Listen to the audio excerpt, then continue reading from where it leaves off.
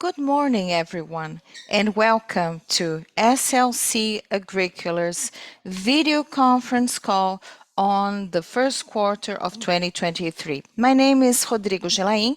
I am Financial Manager and Investor Relations Manager. Here with me are our CEO, Aurélio Pavinato, and our CFO and IRO, Ivo Brum. It's a privilege to be with you this morning. This video conference is being recorded and will be available from the company's IR website, where you can find the presentation as well. Please note that if you need simultaneous translation, we have this tool available on Zoom, the globe icon with the description interpretation on the bottom of your screen. Select your preferred language, Portuguese or English from that menu.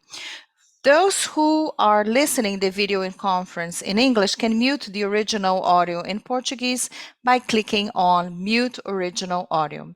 For the Q&A session, we ask you to submit your questions via the Q&A icon at the bottom of your screen.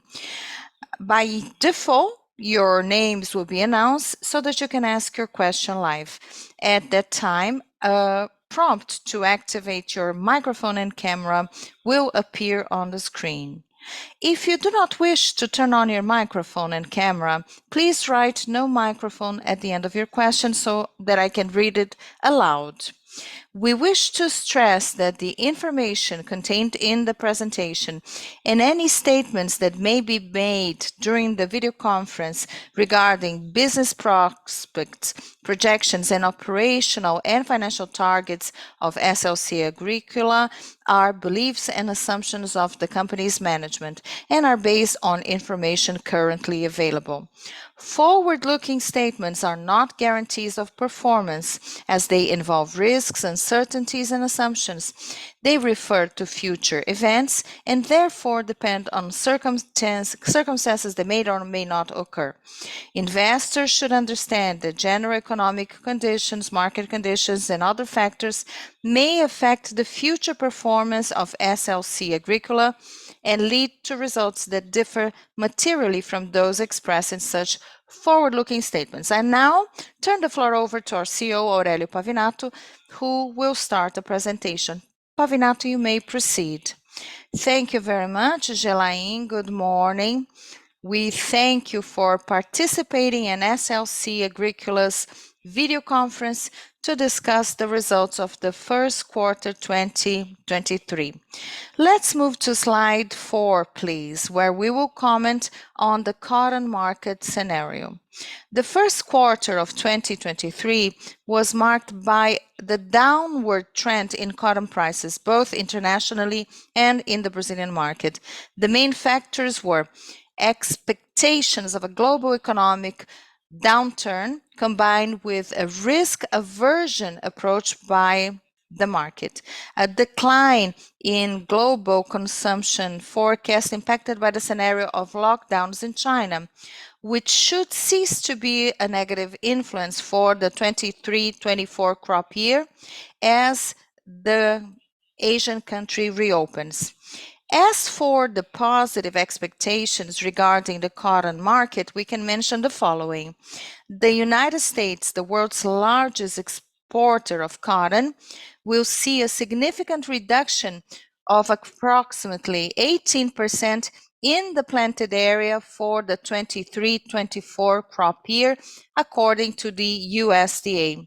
The weather forecast is below normal rainfall and high temperatures for the Texas region, according to the U.S. Drought Monitor on May 9, 2023. The U.S. apparel market, one of the main sources for the demand for cotton, remains firm, according to the U.S. Census Bureau. Sales of textiles in the first quarter of 2023 totaled $64.9 billion compared to $63.3 billion in the same period in the previous year. Domestic consumption in China should increase by around 1 million bales during the 23-24 crop year, according to the USDA report released on May 5th. And moreover, the planted area in China should reduce, and there is a forecast of reduction in 10% because the climate in the previous season was very positive. Another positive sign of the resumption of consumption in China is evident from the weekly net sales between the US and China. In the last 2 weeks, the average weekly net sales from the US to China amounted to 150,000 bales against an average of 44,000 bales in the previous 4 weeks. Now let's move to slide 5 to talk about soybean. Soybean spot prices quoted on CBOT and the prices paid for the grain based on Paranaguá CPEA maintained their downward trend during the first quarter of 2023. This behavior was impacted by the following: entry of the Brazilian harvest and a stronger Brazilian real, growth of 23.3% in soybean production from 125.5 million in 21-22 to an estimated 154.8 million tons in the 22-23 crop year, according data from CONAB May 2023. In the world, for the 22-23 cycle, the supply-demand balance in the world should register a surplus of approximately 6 million tons after a deficit of 4 million tons in the previous crop year. For 23-24, it's estimated that global production will reach 24 million tons, higher than consumption. This USDA projection takes into account bumper harvest in the US and Brazil, and a recovery in Argentina returning to the level of 48 million tons of soybean, the same level as in 2019-20. Brazil will play an important role this year since Argentina, the world's third largest producer of soybean, registered a shortfall of nearly 49% compared to the previous year due to the hot and dry climate during the crop development period. Moving to slide 6, let's discuss corn. Corn prices for spot contracts in the CBOT and in the Brazilian domestic market were highly volatile in the first quarter of 2023, staying at around 6.50 US dollars per bushel. The main reasons for this price level were losses of approximately 18 million tons in the United States during the cycle 22-23, and losses of around 15 million tons in Europe. And with the decline in production in the US and Argentina, Brazil has become the world's largest exporter of corn. Argentina has also been reporting important losses in the current year. According to the Buenos Aires Grain Exchange, the country is estimated to produce approximately 37 million tons, which is 27% lower than in the previous harvest and 23 lower than initial forecasts. The Russia-Ukraine conflict, and since Ukraine is an important corn exporter, well, Ukraine produced 42 million tons in the 22-23 crop year against 27 million tons expected for 23-24, and the projections for 23-24 are of just 22 million tons. In the global scenario, the difference between supply and demand should result in a deficit of around 12 million tons in the 22-23 year. As for 23-24, according to the USDA, there should be a surplus of 26 million tons worldwide, driven by strong growth in production in the US, in both planted area and yield, recovery in Argentina, and maintenance of pace in Brazil. Now I will turn it over to Ivo Brum to comment on our financial performance. Ivo, you have the floor. Thank you, Pavinato. Good morning to all. Can we please go to slide 8 for some highlights of our income statements? Net revenue ended the first quarter at 2.2 billion BRL. We started the year with excellent first quarter results of 575 million and net margin of 25.9%, driven chiefly by the mark-to-market adjustment of soybean biological assets, that is margin from this crop. Adjusted EBITDA was 934 million, with adjusted EBITDA margin of 42.1%. Cash generation in the quarter was a negative 443 million BRL, mainly due to the payments made for acquisition of inputs for the crop year.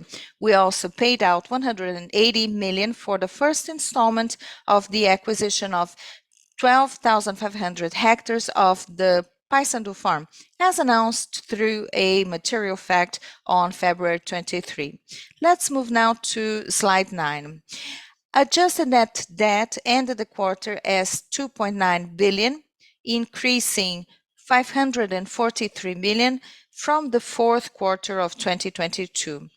Despite the negative cash generation, the net debt adjusted EBITDA ratio ended the period at 1.06 times, which is a very comfortable level for a period of high working capital requirements. Now, in slide 10, we have some historical data regarding the distribution of dividends and bonus approved recently. The shareholders' meeting held on April 27 approved the distribution of 602 million, equivalent to 50% of net adjusted income, and also this includes interest on equity of 71 million paid on January 13 and dividends of 531 million, which will be paid on May 18. Based on the closing numbers of 2022, dividend yield is 6.3 PA, with dividends paid of totaling in the last 5 years, 1.7 billion. The shareholders meeting also approved bonus shares at the ratio of 10%, corresponding to 1 new share for 10 common shares held on the base date of May 8, 2023. On slide 11, we have information about our share buyback program. In April 2023, we concluded a buyback of 4 million shares. We also approved the new buyback program for the acquisition of another 5 million shares. And also, I now turn it over the floor to Pavinato, who will talk about the outlook for the 2022-23 crop year. Let's move now to slide 13, where we show you the status of the harvest and estimates for the 2022-23 crop year. Soybean ended yet another crop year with healthy yields, practically stable in relation to the previous crop year, which itself was a record. We achieved 3,908 kilos per hectare, in line with our initial forecasts, and 10.7 higher than the national average, according to CONAB. Expectations for production potential of cotton crop, second crop, are very positive, thanks to consistent rainfall in recent weeks, which indicates excellent conditions for exceeding the guidance that we have announced. Now we can go to slide 15 to talk about the latest on ESG. In April, we released our integrated report, which is available for download from the Investor Relations website. We can now go to slide 16, where we present our new commitment to reduce greenhouse gas emissions. In this new version, we have made clear the commitment to make the company net zero carbon in net emissions in scopes 1 and 2 by 2030. To achieve this goal, we have several ongoing projects, such as the end of the cycle of conversion of native areas, the Soil Conservation and Green Fertilization Project, the ILP program, which is Farming Cattle Raising Integration, Digital and Low Carbon Agriculture Project for reforestation with native vegetation, and project for the use of energy from renewable sources. This is our big dream, which is grounded on our commitments to our shareholders to positively impact future generations as the world leader in efficient agricultural business and respect for the planet. Thank you very much, and now we'll open for our Q&A. Thank you very much, Pavinato. So let's start the Q&A. Please ask your questions all at once so that we can have an orderly development of the queue of questions. Please submit your questions by pressing the Q&A icon on the bottom of your screen. By default, your names will be announced so that you can ask your question live. And at that moment, a prompt to activate your microphone and camera will appear on the screen. If you don't want to turn on your microphone and camera, please write "no microphone or camera" at the end of the question so that I can read it aloud.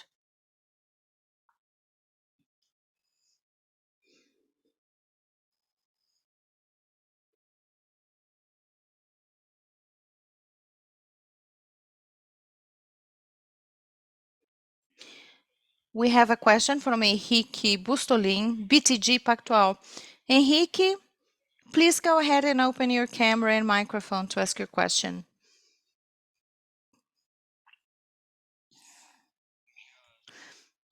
Good morning, Pavinato, Ivo, and Gelain. Thank you for taking my questions.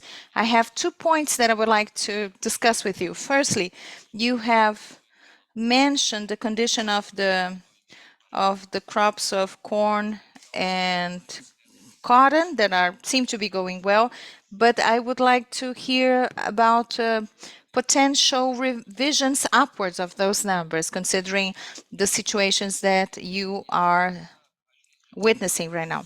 And secondly, I think this was a recurrent topic in recent calls, but now that you have most of the inputs for next year, what can we think in terms of cost formation per hectare? There's this hectare, lower prices, but more application. And where do you think that the cost equation should look like?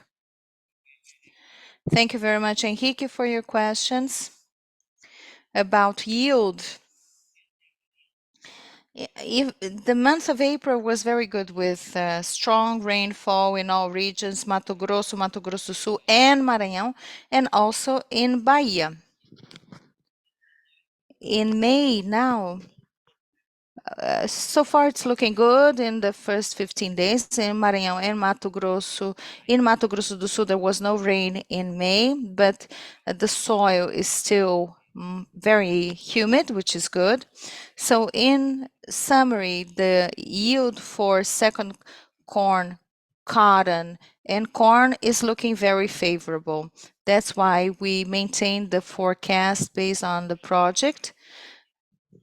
But we believe actually that we'll exceed the expectations. And especially in cotton, we planted on the right date, and second crop corn, we planted, well, in Maranhão and Mato Grosso do Sul, there was some delay because of excessive rain. But now with the rain in May in Maranhão, we will have high yield of corn, and we're still expecting a second round of rain, but in Mato Grosso do Sul. But in Mato Grosso, I think that perhaps we'll have a record corn crop in Mato Grosso, and we're pretty sure that we'll not only meet, but we're going to exceed in terms of cotton, second crop corn, and also in Mato Grosso do Sul, the cotton Corn is going to be, both for cotton and corn, it's going to be a bumper harvest. And we achieved fertilizer at low prices.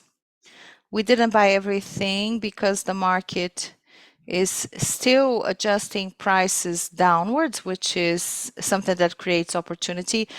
Opportunities will buy cheaper than last month, for example.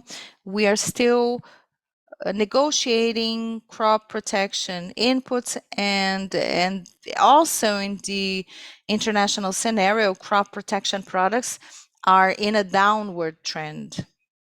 So we believe that in the next few weeks or next month, we will continue to make progress in the cost fixation for 23-24, and we expect, declining prices also because of the recomposition of prices in fertilizers. So we are going to maintain costs in BRL for the crop year 23-24, in spite of the inflation that we've had this year, because in several of our lines there were price increases because of inflation, but we expect that will maintain the costs for the 23-24 crop year.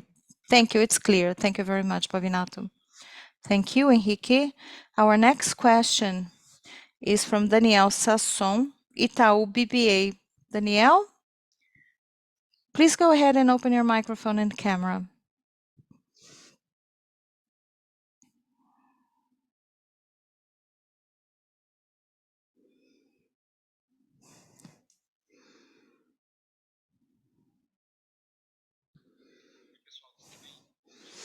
Hello, good morning, and thank you very much. I hope that you can hear me.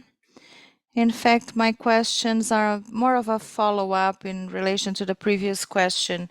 You just said that you will start closing the hedge for the 23-24 crop year, but it's a little slower than in the 23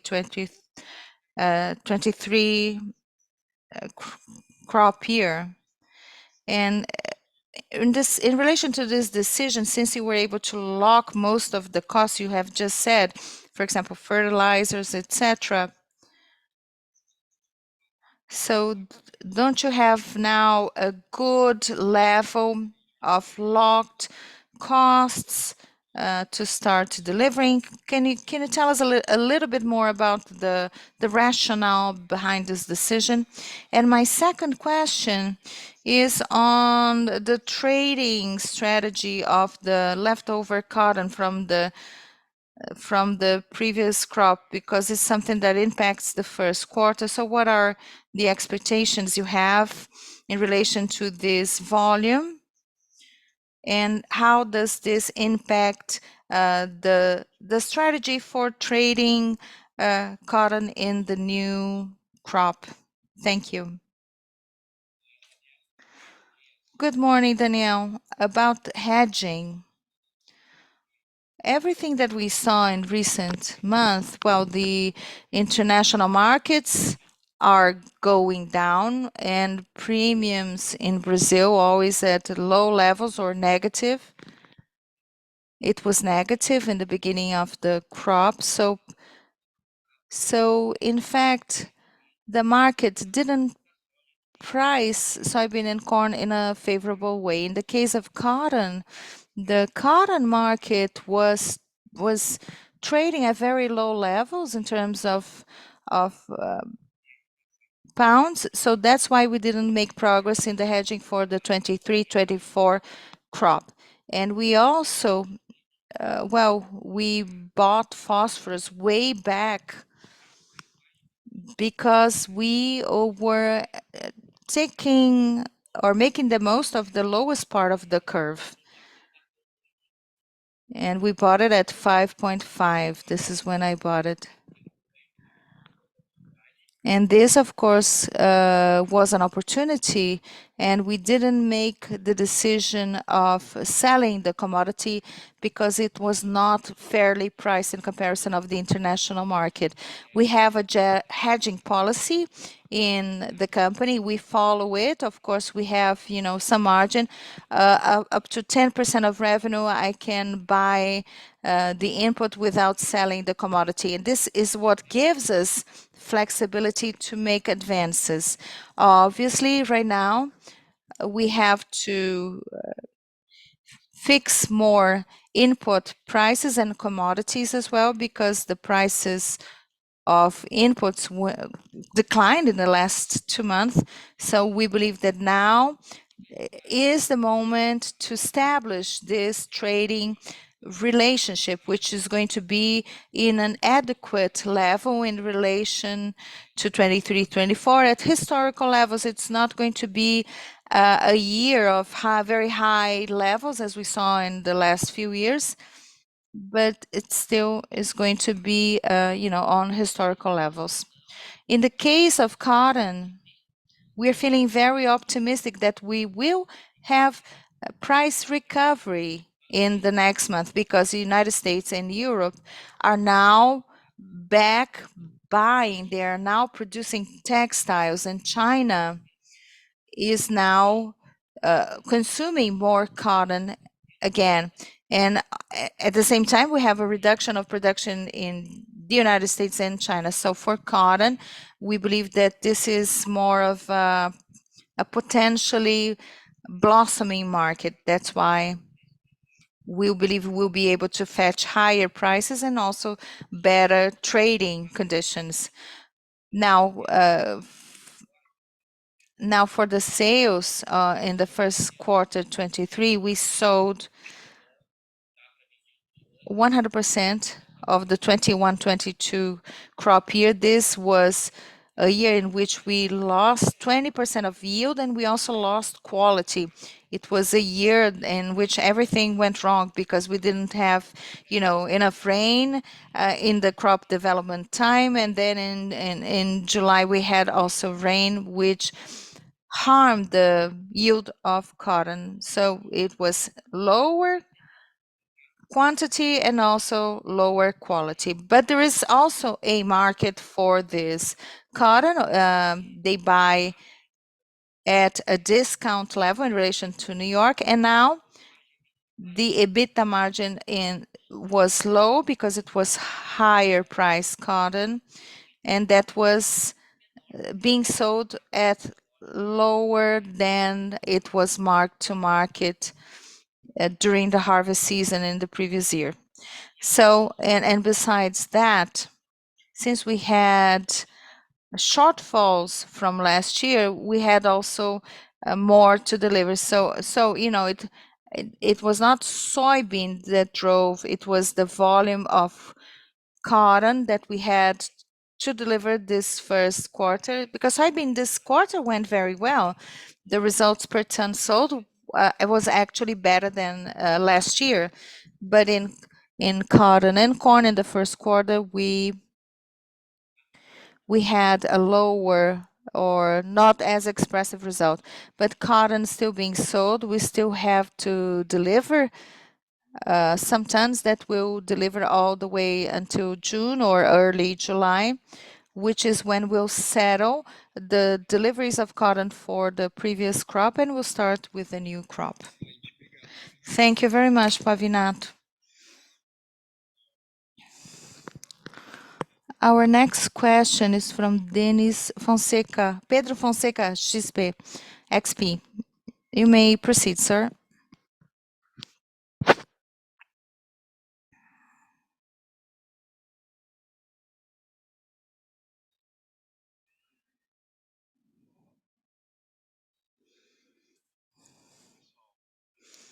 Hello, good morning, Pavinato. Hello, Ivo and Jelaine. Two questions. Firstly, a follow-up in terms of volume. In your release, you say that investment in fertilizers in the last crop were down 20%. So I want to know if this is volume And also, I want to understand what can we expect for the next crop in terms of increase of inputs, with a breakdown between the catch-up, what you didn't invest in the previous crop, and also expansion of planted area, and then capital allocation. What is the company's strategy? I believe it's to be asset light, but do you detect any opportunities for buying more land? How do you view this market? Are there exciting opportunities that we can expect in terms of expansion of land? Thank you, Pedro. About the volume of input, we reduce the fertilizer use because, and this was very positive because we were able to maintain our yield, but by using less inputs. So in soybean, for example, we had four farms with shortfalls and crop failure, and two farms, or rather three farms in Bahia, where there was a drought and also led to shortfalls. So in all, there were five farms with shortfalls of productivity. If it weren't for them, we would have at least 68 bags per hectare. And it was in soybean where we cut most the fertilizer. Obviously, in cotton and corn, nitrogen is something we cannot reduce because it will affect yield. And also potassium in corn and cotton. So that's why our expectation is that we'll have high corn and cotton yields this year.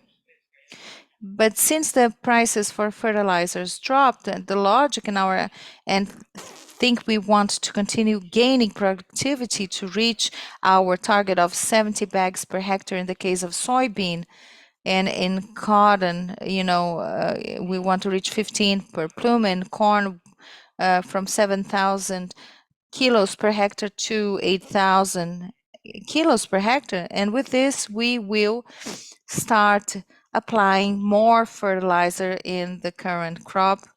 So of course, we are enjoying the decline in prices, a sharp decline in fertilizer prices this year. And the reduction is not going to be as expressive considering that we are adjusting quantities. And I would also like to comment on crop protection, that we are doing a lot of new projects through digital agriculture and localized application. You have a map of your pests and diseases, and then you can apply crop protection in a very localized way. And we also have a selective application where the nozzle only opens for spraying where the weed is present. With these two technologies in the current crop,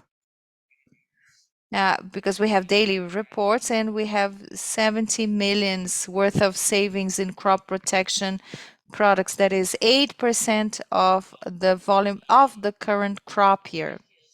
So this year, we'll probably have savings in inputs thanks to the use of those technologies, and obviously for the next crop year. And as this technology consolidates, we have a team that's very well prepared to increasingly use these tools. We are projecting savings for next year. On the other hand, the planning for 2023-24 will have less use of inputs than we are currently using in relation to crop protection. And this is going to be very helpful, not to increase costs, production costs for 23-24. Capital allocation. Land expansion. There are some strategic opportunities, such as this part of the Paysandu farm. We are not expecting to do anything in that sense next year. There's nothing on our radar. We are allocating capital in technology improvements. For example, expanding our machinery and doing other activities to increase our efficiencies. And also, we are also allocating capital with the payout policy of 50% of our dividends, and we are also buying back our stock because we have, the day before we approved around 7 million shares, and this is, of course, an important way of allocating capital, buying our own stock back.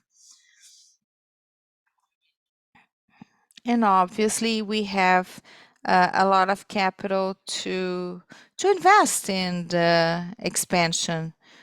So there are two ways. We have either mature areas or pastures. We're not going to use native land anymore. So we're going to use our native forest areas anymore. So we're going to use either mature areas or former pastures to drive the expansion. The expansion is never linear in relation to our land. And this scenario, the commodity scenarios being traded at lower prices also have a downside because margins are squeezed, but at the same time, opportunities emerge. So this is the upside. So we want to maintain a low leverage. And with this, we will be prepared to take the best opportunities for growth in the next years, in the near future. Thank you very much, Pavinato. Thank you, Pedro. Our next question is from Mateus Anfold, UBS. Mateus, please go ahead.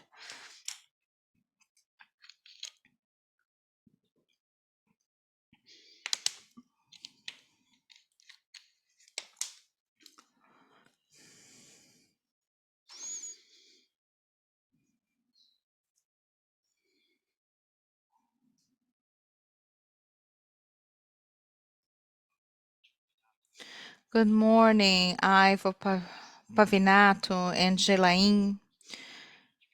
Okay, speaking of growth,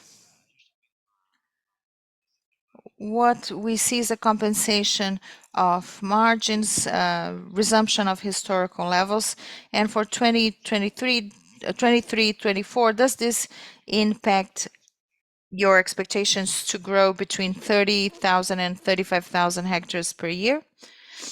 And also, considering logistics, we see that there are high discounts in Brazil because of logistics. There are bottlenecks in shipping, the production, and other things that won't be resolved for next year. So, what are the negotiations you're involved in for 23 and 24? Have you been observing higher discounts for Chicago than historical levels? And what's the impact of that in your commercial strategy and also in your plans for new investments? Thank you. Thank you, Mateus, for this question. Well, growth and offsetting margins. We have several projects for next year.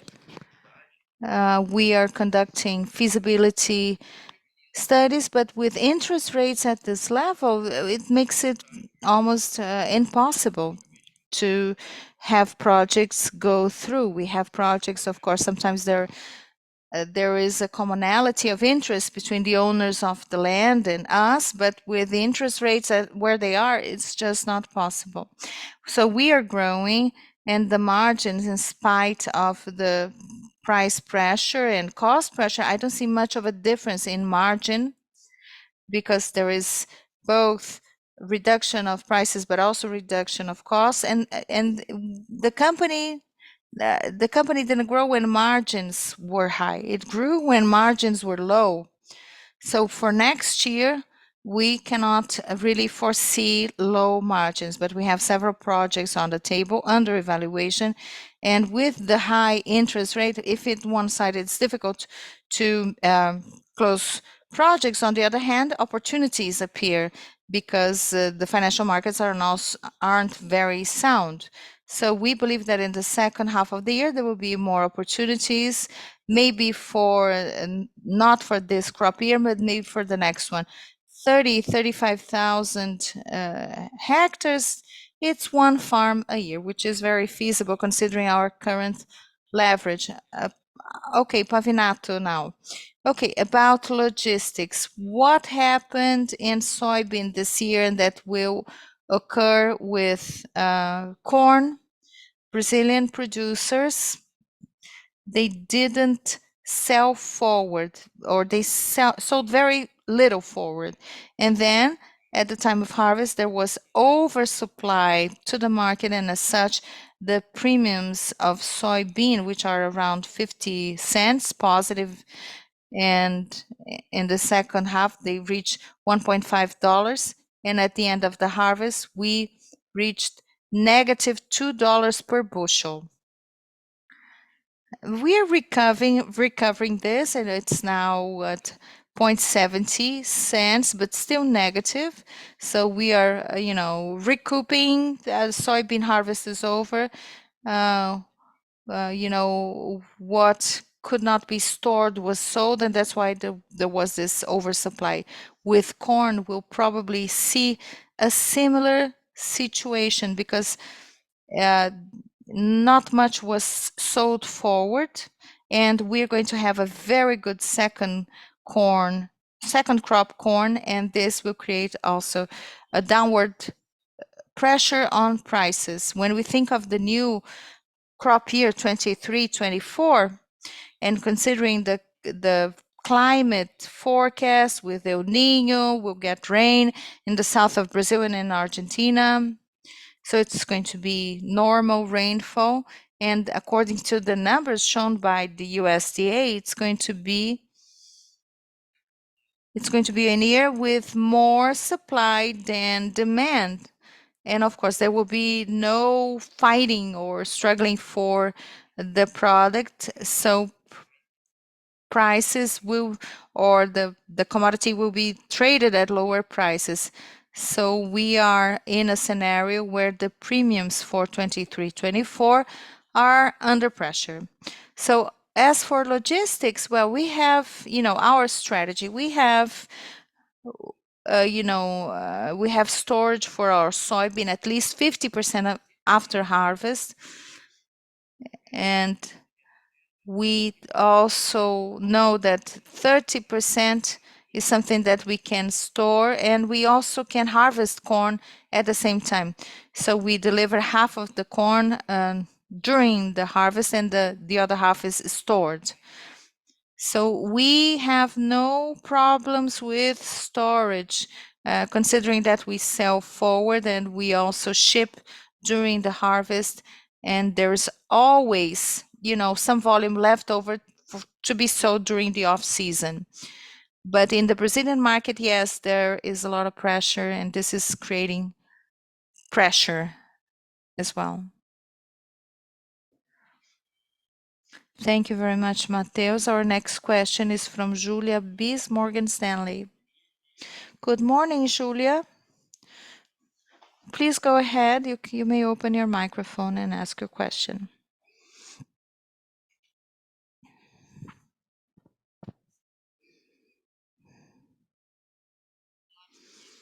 Hello, good morning. Sorry.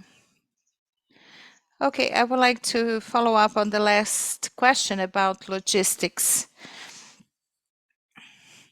I think this, this has been a little dramatic for soybean in Mato Grosso, and it could be also for corn.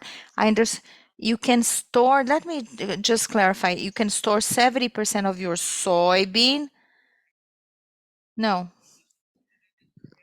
Well, we sold forward 75% of soybean. We have only 25% in storage. So when you say that you sold, yes, everything was going to be shipped before we harvest corn that we'll start harvesting next month. So before we start, 75% of our soybean will be shipped. And with this, we can have the 25% soybean simultaneously with the corn. So with corn, we are sold forward 61%, and it's going to be shipped during the harvest. And whatever's left, of course, is going to be stored to be sold at the right time. So you can keep 25% of your soybean,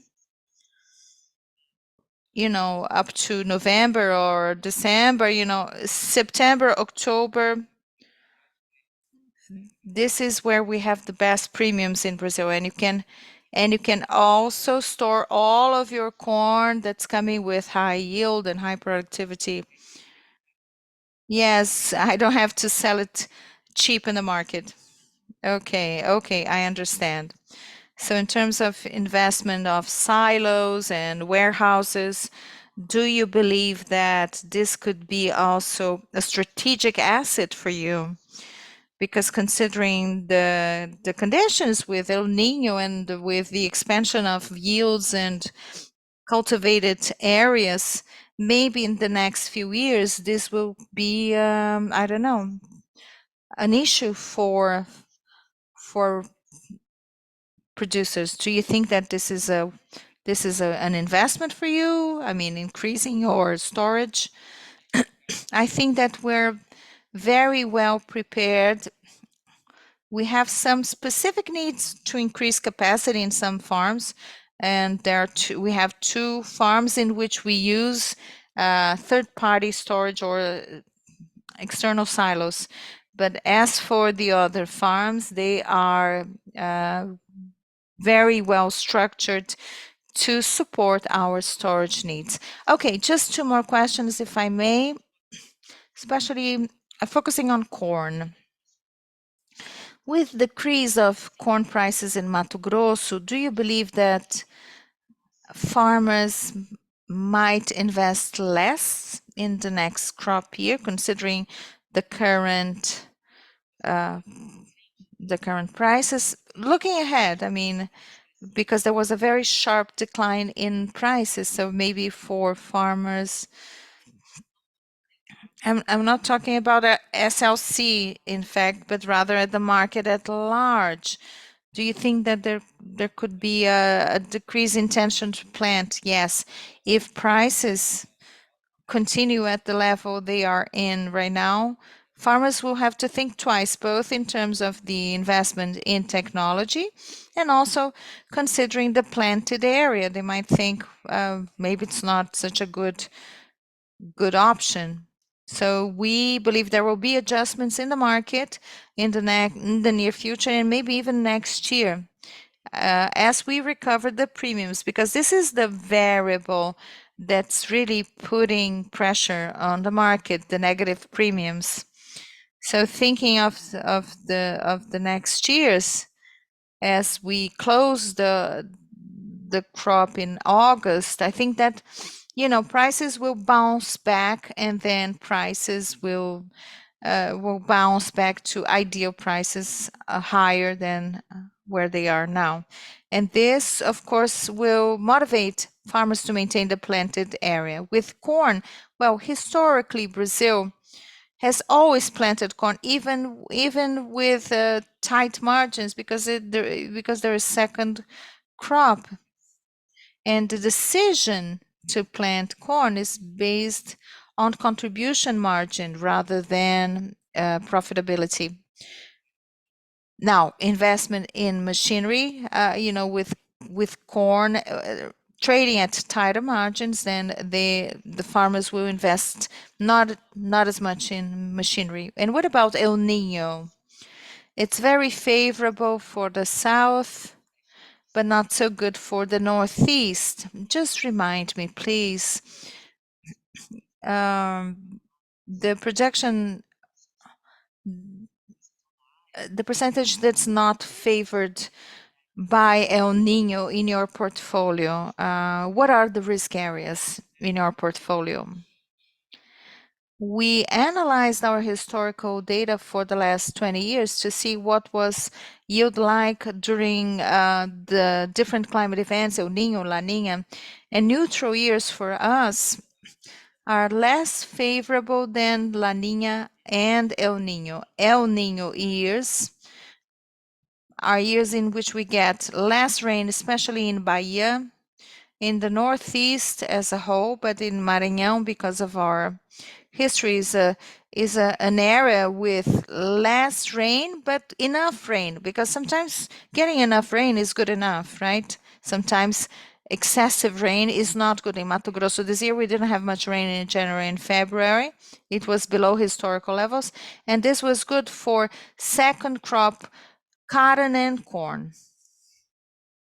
And then in March and April, we got enough rain on historical levels. So that's why today in Mato Grosso we had this more balanced climate pattern that were very beneficial for our crops.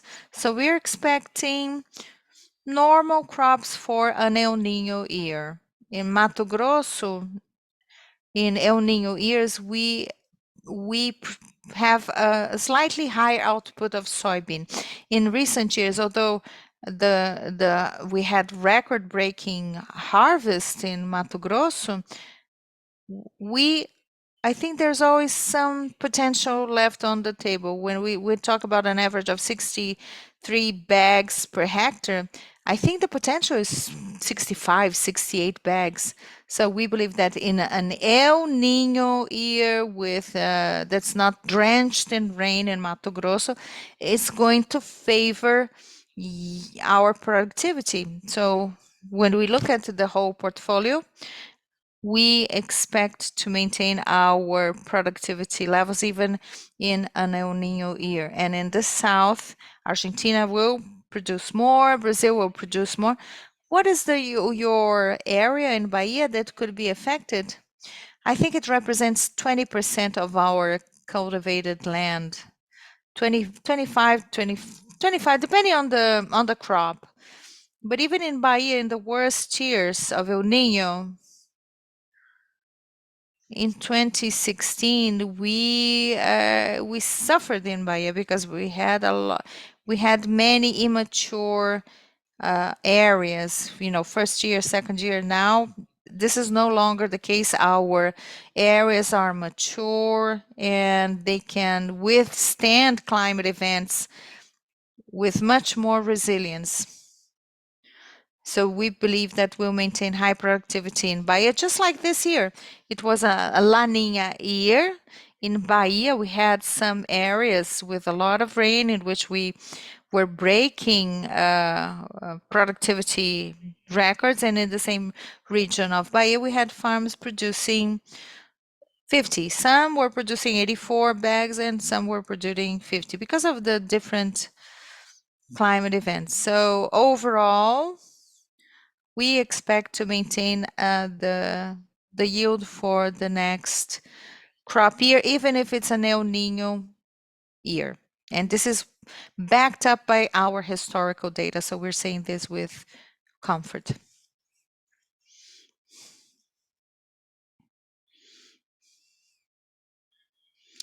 Thank you very much, Julia, for your question. Our next question is from Joaquim Atier from Citi. Good morning, Joaquim. You may ask your question.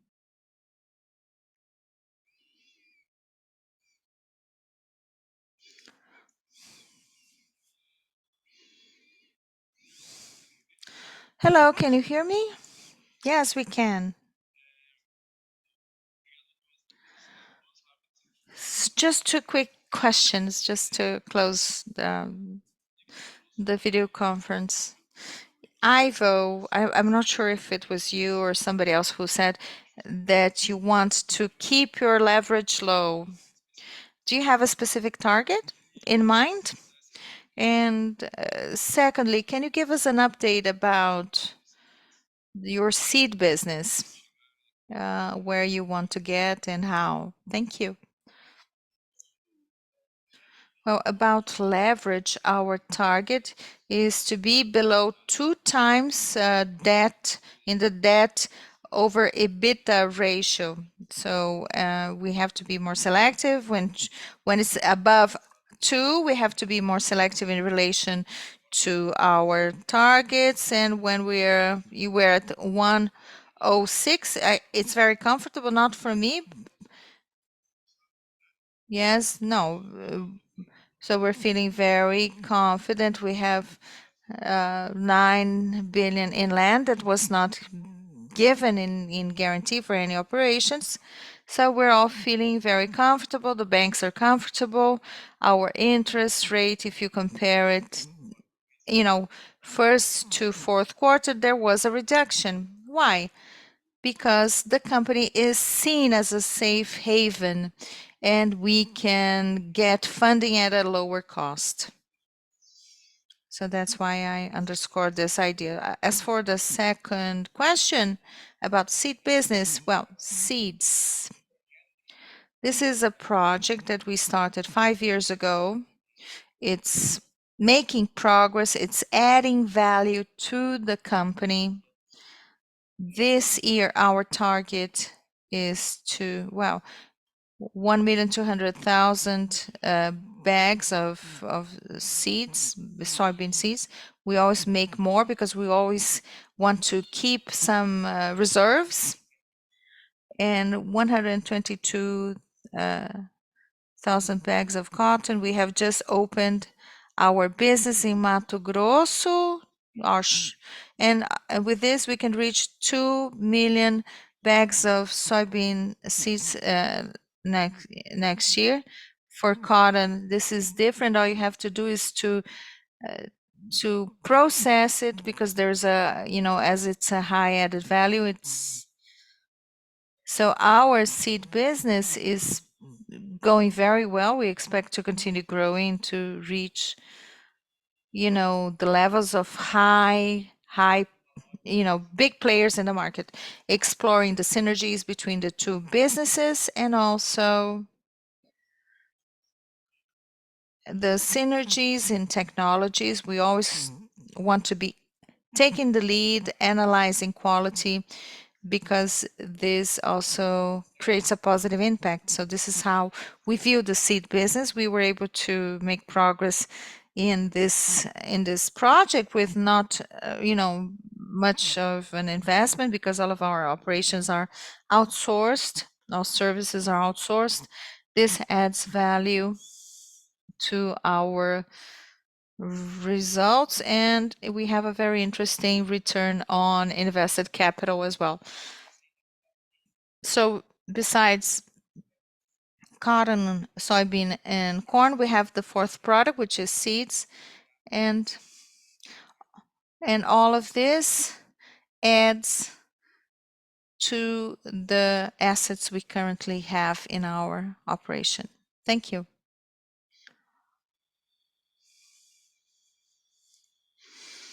Thank you, Joaquin. If there are no further questions, this video conference on the first quarter of 2023 is now closed. Our investor relations department is available to answer all of your questions and clarify any points. Thank you very much. We wish you all a great day.